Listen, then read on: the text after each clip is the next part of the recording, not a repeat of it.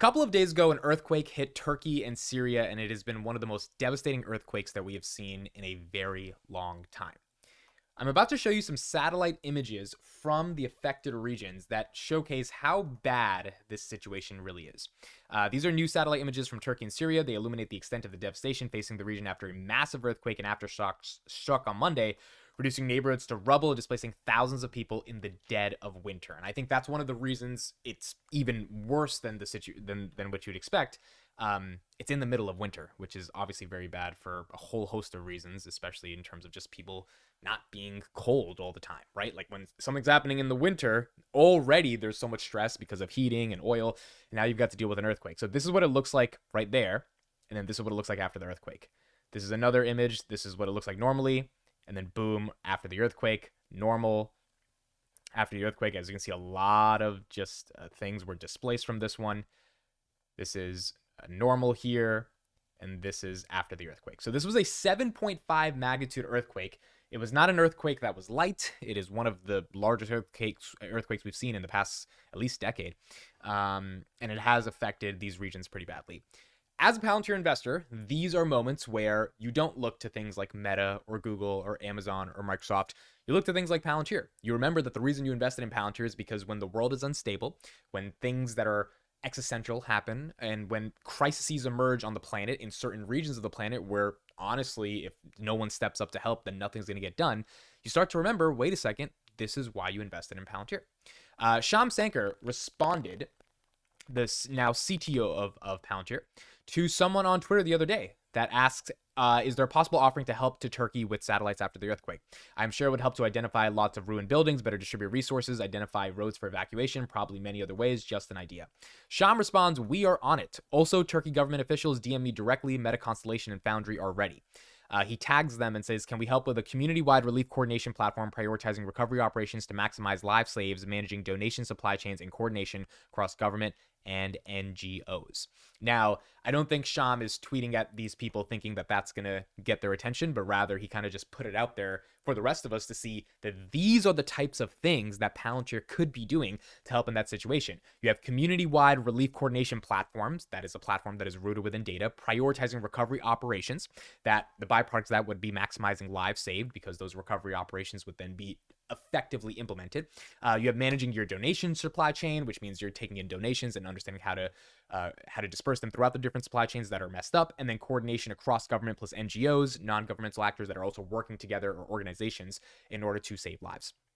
So these are just some very basic examples of what Palantir could be doing. He also says Meta Constellation and Foundry are ready. Foundry, their main product that helps to analyze and understand data. And then you've got Meta Constellation, which is their product that essentially sends satellites into space, uses Edge AI and gets tracking data and real-time imagery in an instant in order for people to be able to then make decisions based on that data. EtherSquare, big guy in the Palantir community, one of my good friends, he actually uncovered some links.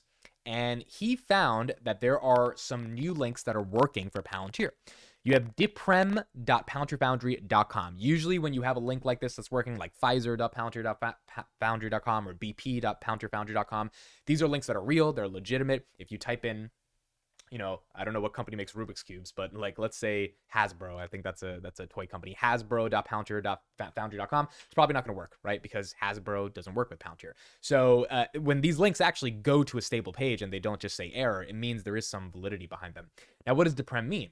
Deprem means earthquake. And so that is interesting. Palantir is known to be a little bit more secretive. They don't want to have earthquake.palantirfoundry. I mean, it makes sense that they kind of have some of these code names to do some of these things. And then you see deprem right here, deprem.afad.gov.turkey. You can see that this is the Turkish government using that word in order to signify the extent of the earthquake. And then you can see where the earthquake's biggest magnitude happened, which is right in the middle of that region. Now, does this mean absolutely that Palantir is working to solve with Turkey, to solve the problems for the earthquake in Turkey?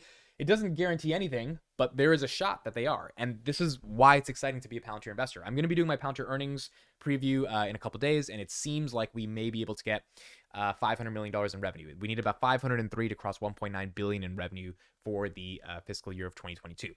These are moments where you are excited to be a Palantir investor because these moments aren't going to stop. It's not like you want an earthquake to happen. It's an earthquake. The earth quaked. Like, things happen. You can't control that. There's not that many things we can do as a human species to stop Mother Nature from doing what it needs to do. And so it could have happened anywhere. A lot of earthquakes happen in California. This place, it just happened to happen in one of the places with the worst levels of inflation. And so it makes it even more exacerbated, even more worse. At that moment, which company steps up?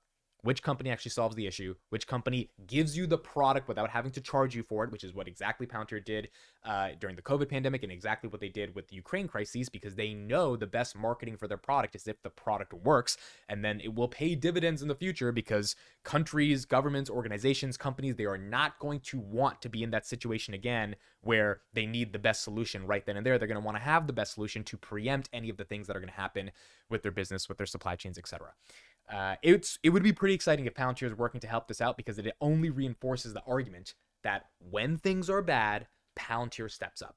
And it's a simple question as a Palantir investor. Do you think the world is going to be more bad? That doesn't mean do you think there's going to be a World War III. That doesn't mean do you think like everything's going to be horrible and society's collapsing. It just means, do you think there's going to be instability? Do you think there's going to be issues?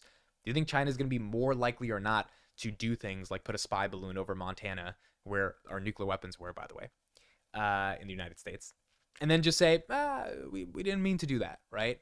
Do you think it's more likely than not that the idea of invading Taiwan would come up? Do you think it's more likely than not that Putin has to have his way and doesn't give up this war? Do you think it's more likely than not that natural disasters like pandemics could break out because for example, ice caps are melting, and if ice caps are melting, that means there's more diseases stuck in the ocean, and those could unleash themselves. I mean, there's like trillions of different scenarios that all don't have to come true, but could come true.